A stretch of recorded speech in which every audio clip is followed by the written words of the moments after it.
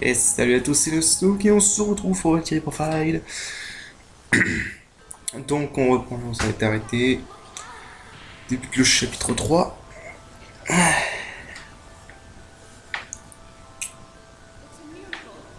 Ouais, si je me souviens bien, ce chapitre va commencer un peu tranquille.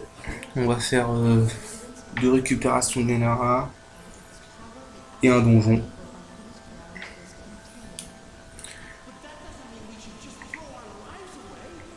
Je sais plus qui je récupère en premier, je crois que c'est Aelia.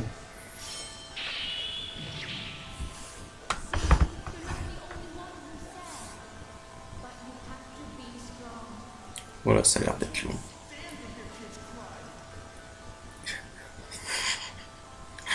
Oh là.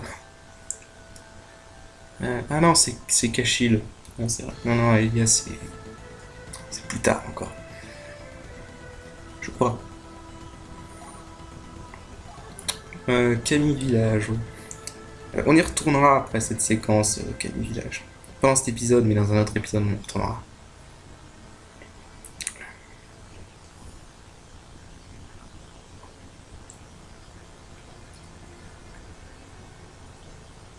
Je crois qu'il y a une méduse qui passe par là.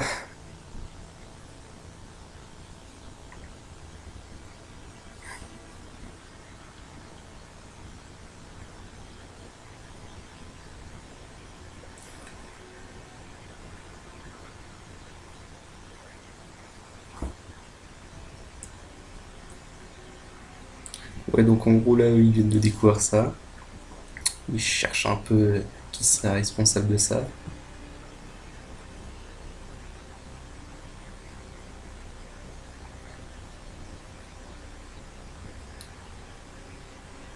Hmm.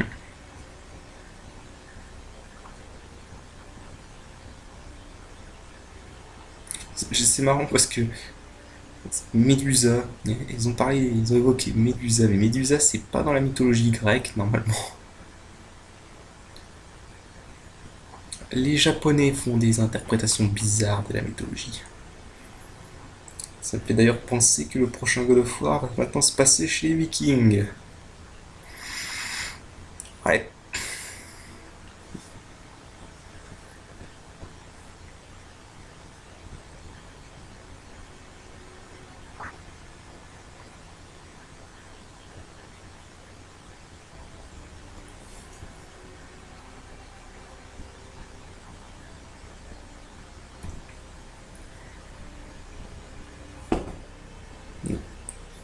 et j'ai un truc qui est tombé.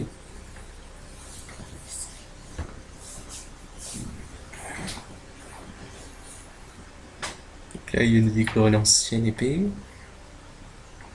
Apparemment.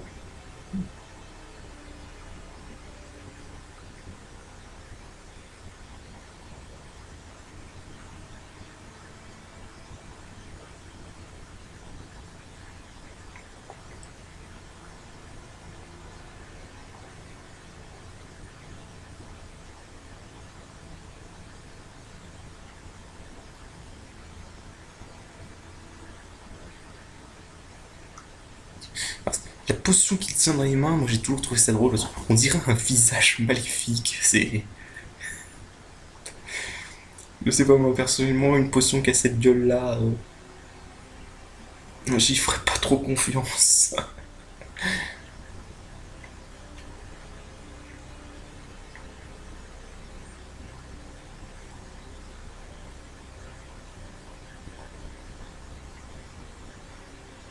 Il aime pas les gamins pleurer.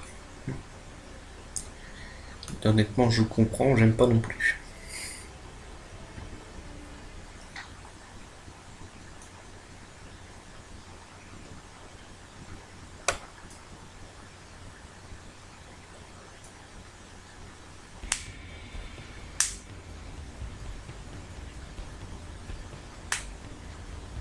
Et donc on a un esprit démoniaque qui se balade, donc qui a été libéré par cette petite fille.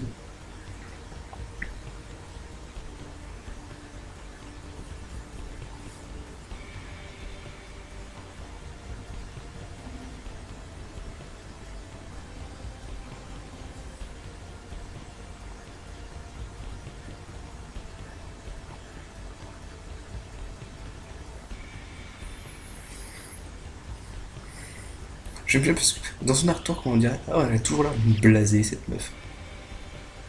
Surprise, motherfucker!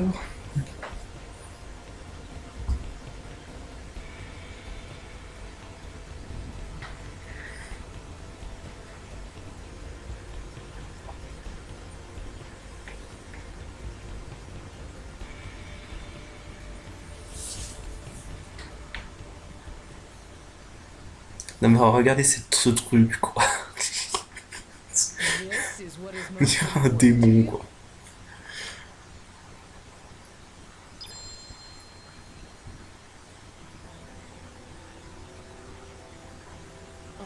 A Valkyrie?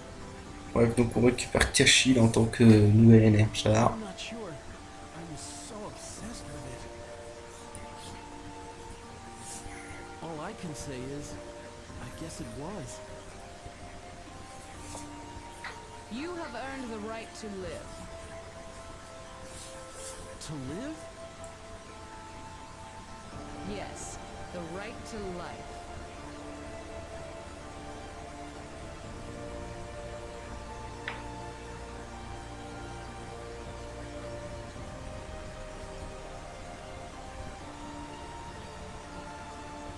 Moi ce qui m'étonne par contre c'est que le mec il a pas tué la meuf quoi.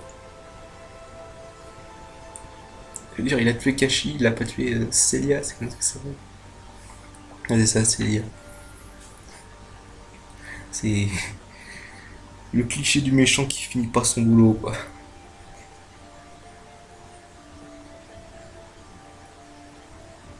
See, you're not the only one who's sad. But you have to be strong. Kasha will only grieve if you cry.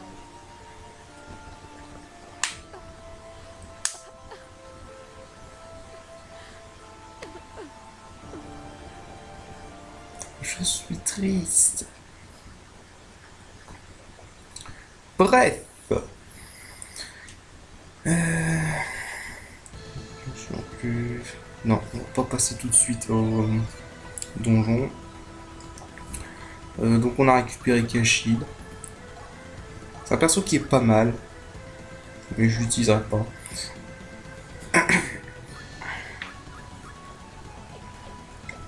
Je vais regarder cette équipe là. Comment que je vais reprendre un green. Je sais plus ce que j'étais en train de faire en fait. Ouais, je vais reprendre un green.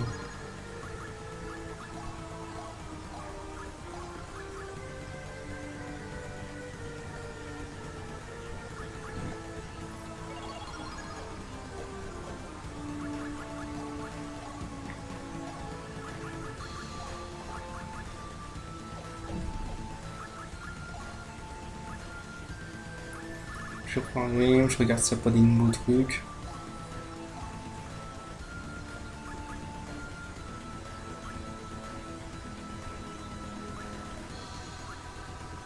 Je crois que. Ouais, je prends la Strachnis Sword. Même si. En fait, j'hésite parce que l'attaque Trust de la Strachnis Sword elle est pas terrible alors que la puissance est élevée. Comme je l'avais expliqué dans le premier épisode, non, c'était le deuxième, l'attaque Trust, quand c'est bas, c'est pas terrible. Mais bon, je vais quand même le prendre.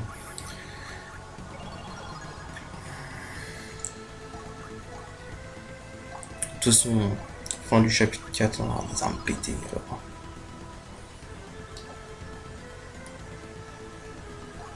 D'ailleurs, en parlant d'armes pétées, si je me souviens d'avoir récupéré une ennemie.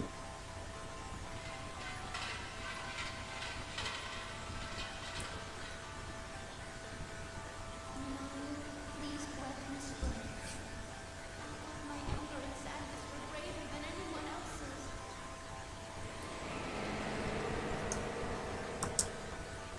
Minato?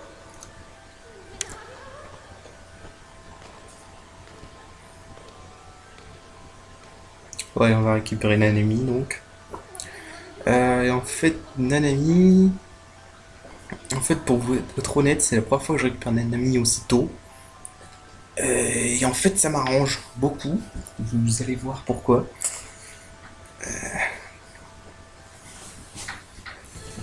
C'est pas parce que c'est un bon perso, c'est juste parce que après qu'on ait fait sa séquence, on peut récupérer une arme pétée pour les mages. Enfin, du moins pétée pour ce stade du jeu.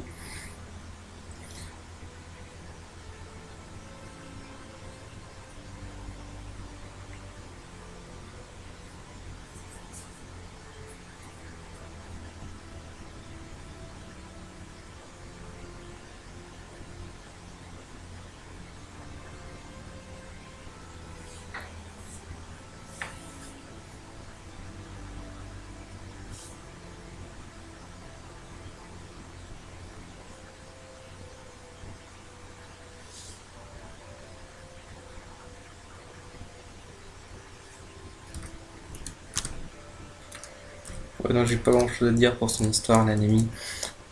En fait, si vous voulez, Nanami, c'est une fille adoptive. Elle a été adoptée. Et en fait, elle doit faire une tradition, mais normalement, il y a que ceux qui sont du sang familial qui peuvent faire ça. Normalement, l'héritière de sa famille, ça aurait dû être cette fille, Minayo. Mais elle est morte. Oui, ce jeu est très joyeux. Ce jeu, c'est la joie de vivre dans ce jeu.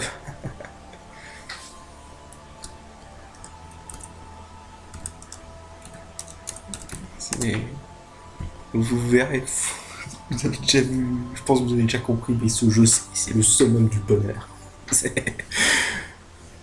Tout est rose, tout est cool.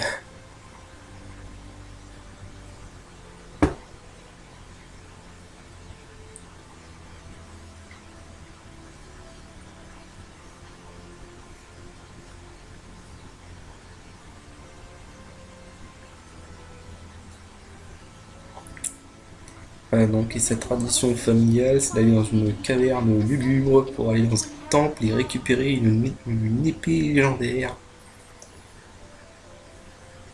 appelée Demon Bane.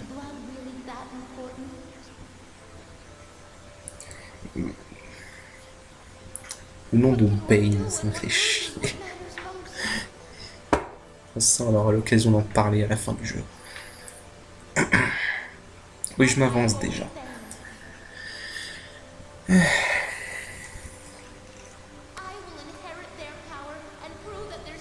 C'est con que... Parce que là, on a ce peuple et cette ville de Highland qui sont clairement inspirés du Japon. Et on a des architectures japonaises et tout. C'est con qu'on va jamais dans cette région asiatique dans laquelle fait Simaria. Ils l'ont retiré, c'est pas c'est Dragon Bane, pas Demon Bane. Je trouve ça dommage qu'on ne voit jamais cette région dans laquelle fait Simaria. Merde, j'aurais aimé contrôler un samouraï, moi, dans laquelle fait Simaria.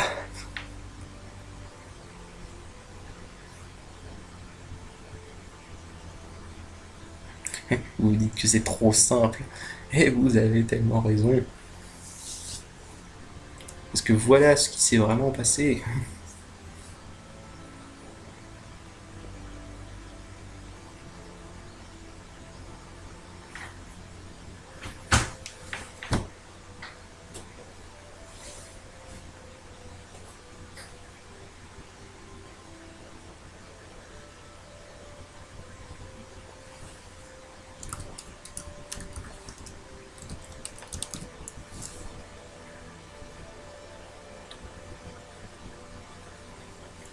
Voilà, donc le fantôme de cette Minayo est venu la hanter.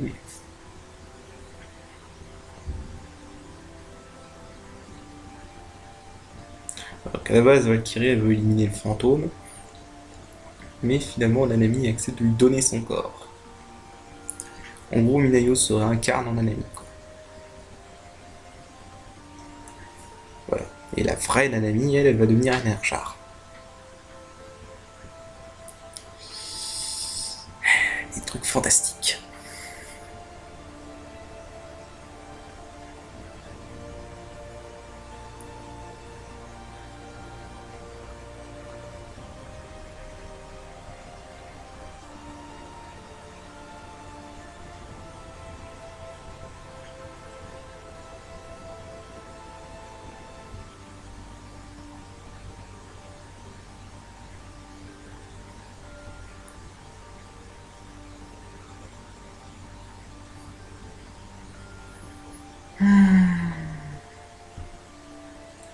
Bref, donc voilà. Donc elle essaie de donner son corps à Minayo.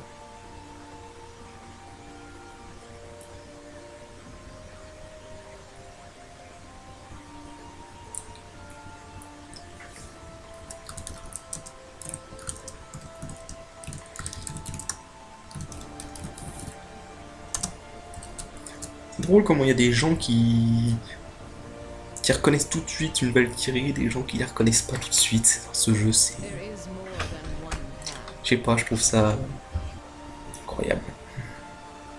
Let us go. Ouais, il est tard. Il est presque 21h. Donc.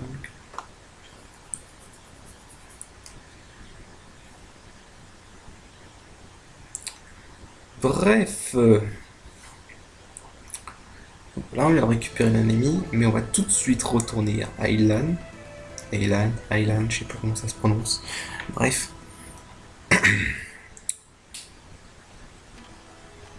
On va aller parler à Minayo.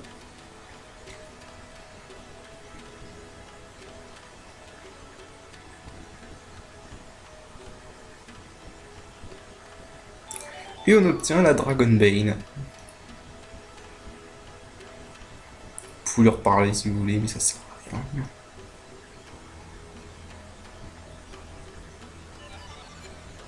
Et alors la Dragonbane, maté, là j'ai 660 en magie, je passe à 1284. Et c'est même pas une arme qui peut se briser. C'est complètement pété. Hein. Cette arme elle est pétée pour les 4 premiers chapitres. Hein. Elle est pétée pour la moitié du jeu. C'est... Voilà. Ne la loupez pas. S'il y a vraiment un objet sur que vous pouvez récupérer d'un Nerjar, ne loupez, c'est celui-là. Récupérez-le, il vous rendra la vie facile.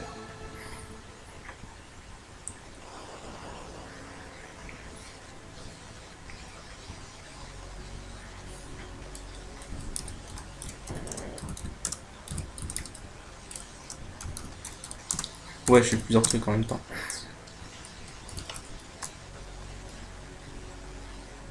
Ok, donc Clockwork Mansion, donc c'est un donjon du mode hard. Ah oui, au passage, je vous montre. Parce que rien n'a dit que ce truc n'active. Donc ce truc n'apparaisse, le Bramcaster. Le jeu vous dit pas quand il apparaît. C'est à vous de vous en rendre compte. Mais c'est très important. Mais ce sera plus tard. Donc,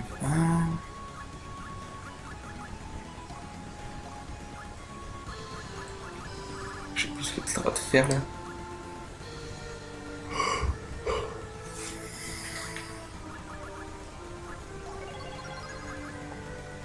Pourquoi j'ai acheté ça? J'en sais rien. Des fois je fais des trucs, je sais pas pourquoi. Bref, donc Clockwork Mansion. Alors c'est un donjon qui au début commence très facilement. Je veux dire ça va tout droit quasiment. C'est assez linéaire. En plus tous les ennemis sont les mêmes. Il n'y a que cet ennemi là. Cet ennemi là c'est le seul ennemi du donjon. En exceptant... Ouais. Je le one shot quasiment avec Shadow Servant. La Dragonbane est pétée. La Dragonbane est juste complètement pétée.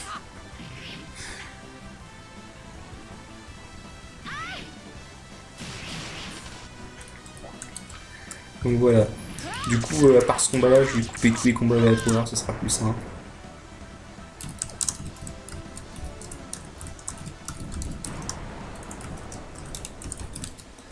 Let us go, my friends.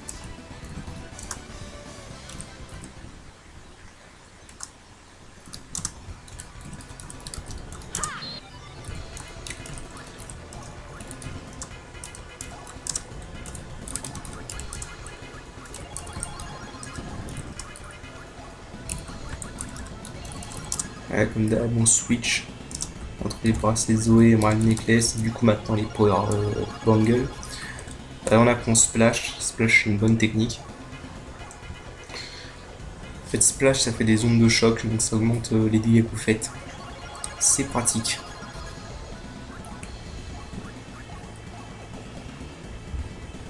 Bon, si je vais prendre Cure Condition Dream, ce que je vais faire si je me souviens dans cet épisode.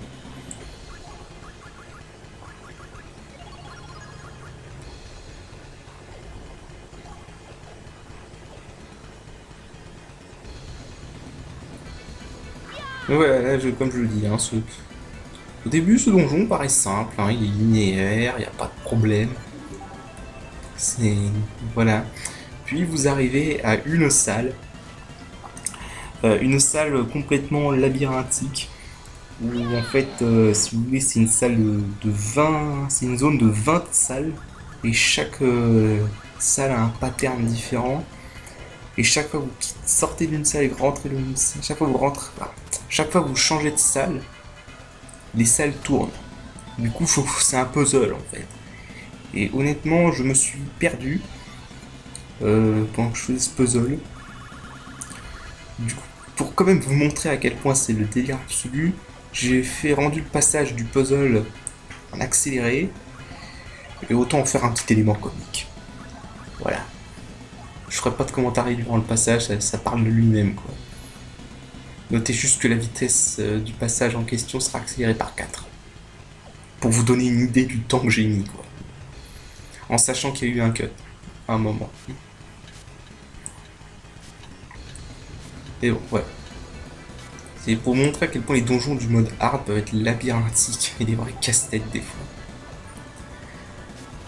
Contrairement aux donjons du mode normal qui sont linéaires et pas intéressants. Et encore moins ceux du mode facile. Au passage, on a récupéré la technique Guts. Guts, c'est une technique craco cheatée comme auto-item que je n'utilise pas. Donc. D'ailleurs, ça m'énerve les gens qui disent que ce jeu est infaisable sans Guts et auto-item. Mais apprenez à jouer, putain. Je vais faire tout ce let's play sans Guts et auto-item et je vais vous montrer. C'est vraiment pas dur. Ce jeu, j'en vois plein sur internet qui disent que ce jeu est hardcore. Alors que honnêtement, contrairement comparé à sa suite, Valkyrie Fascinaria, ce jeu est très simple. Franchement, il n'y a rien de difficile là. Il n'y a rien de difficile, il faut juste savoir ce qu'on fait quoi. C'est tout. Alors, cut. Et c'est ici. Donc là, je vais me taire. Et je vous laisse admirer cette séquence de puzzle admirable. Voilà. Je vous rejoins après.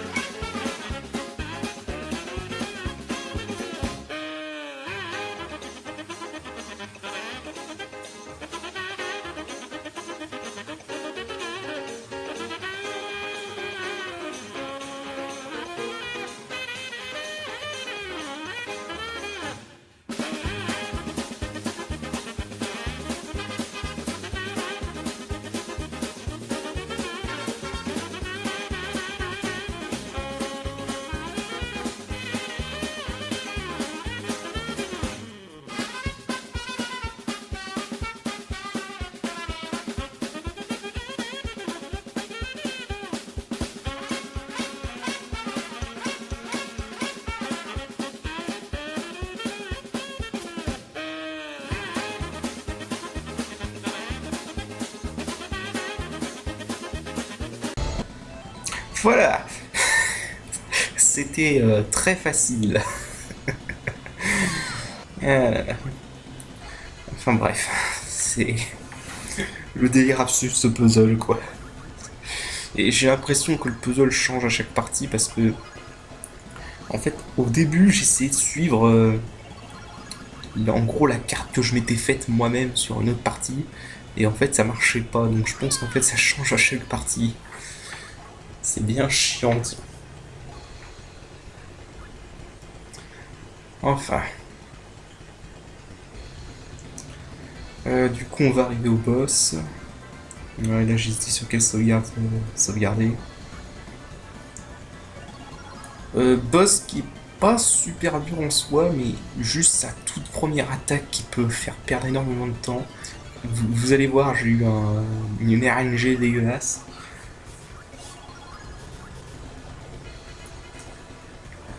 Et vous allez voir que Cure Condition est très utile quand même.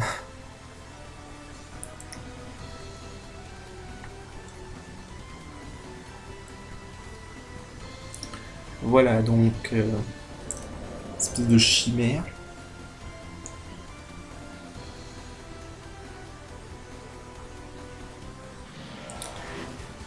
Bien. Alors il commence direct toujours par cette attaque. Et cette attaque, voilà. Cette attaque peut infliger freeze et poison. Et là j'ai pas eu de bol, j'ai eu tout le monde à part Yume qui a eu freeze. Et j'ai rien pour me soigner de freeze. Parce que j'ai oublié d'apprendre Normalize à Yume. Du coup, voilà. Je suis dans la merde. Donc du coup je suis obligé d'attendre que le Cure Condition se soigne comme ça. Voilà, Cure Condition c'est comme ça que ça fonctionne. Si vos persos ont des altérations d'état, Cure Condition c'est un truc automatique. Mais ça marche pas à tous les coups. Donc là je vais encore passer mon tour, je veux que l'ennemi soit libéré. Ah non, je vais faire quelques dégâts même avec l'offer. Vous voyez que je fais pas suffisamment de dégâts avec l'offre. Voilà. Alors par contre, dès que vous êtes attaqué, vous êtes libéré. Cure Condition, c'est pratique. Bien, donc maintenant on l'attaque. Et en fait là je vais me foirer si je me souviens bien. Parce que je vous avais dit que le seul point faible de l'offer, c'est une attaque spéciale où il faut appuyer avec un timing précis. Et bah en fait je l'ai foiré là. En fait, si je le réussis bien, normalement il va rester 80 en énergie. Et en fait, ça donne pile 21 points l'attaque de l'offer. Donc si vous l'utilisez en premier, il faut le timer. Faut très bien le timer, sinon vous ne pourrez pas enchaîner les autres Purifier sous. Oui, là j'ai eu un freeze, bug de l'émulateur. En fait, j'en ai eu plusieurs dans ce combat, je sais pas pourquoi. J'utilise un Noble Elixir, parce que les Noble Elixir c'est pas comme les... C'est pas comme les méga Elixirs dans les Final Fantasy, au bout d'un moment on pourra en avoir plusieurs. Voilà, donc j'en finir là. Juste le début qui est chiant à cause de cette attaque qui peut infliger freeze. Mais sinon c'est pas un boss super dur en soi. Aussi si vous avez une Beast Slayer, vous pouvez le tuer, vous pouvez le tuer en un tour. Mais je crois pas que j'en avais à ce moment-là.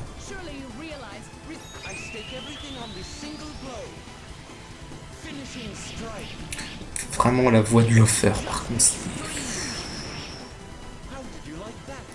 Sa voix japonaise est tellement plus classe. Enfin bref, donc voilà. Et en plus il rapporte un bracelet de Zoé, c'est génial. Bref. Donc comme d'hab, les artefacts maintenant.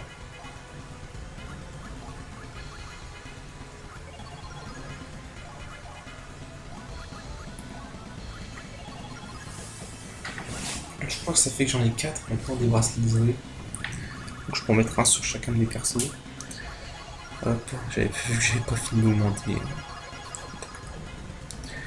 Là, j'augmente également l'agilité, j'augmente un peu tout en fait. Fro, c'est une bonne technique pour les guerriers. Je sais pas ce que j'ai. Je crois que j'ai fait un bug là. Ah. Ça, je crois. Charge, je la prendrai, je crois, plus tard.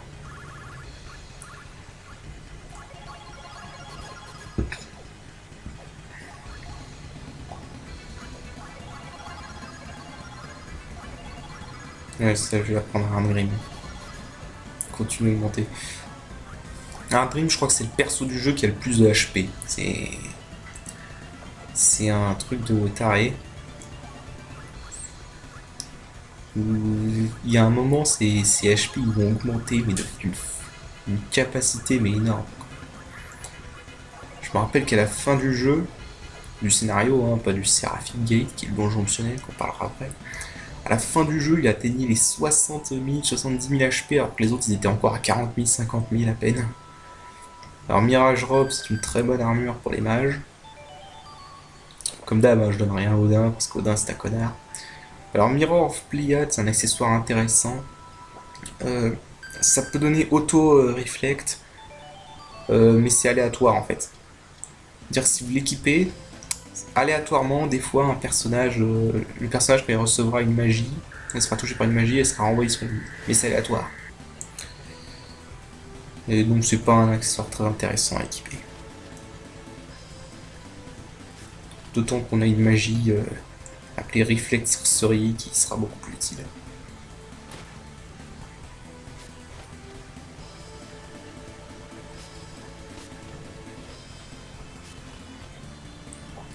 Là on sort du donjon. Et on va bientôt arriver à la fin de cet épisode.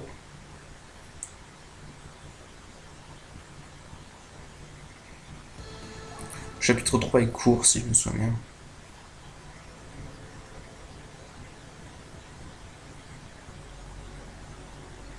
Je crois que c'est le chapitre le plus court, le chapitre 3. Enfin, du moins si vous essayez d'avoir la fin A, parce que si vous essayez pas d'avoir la fin A, le chapitre 8 est beaucoup plus court. Bon, là c'est une fucking Cave of Oblivion.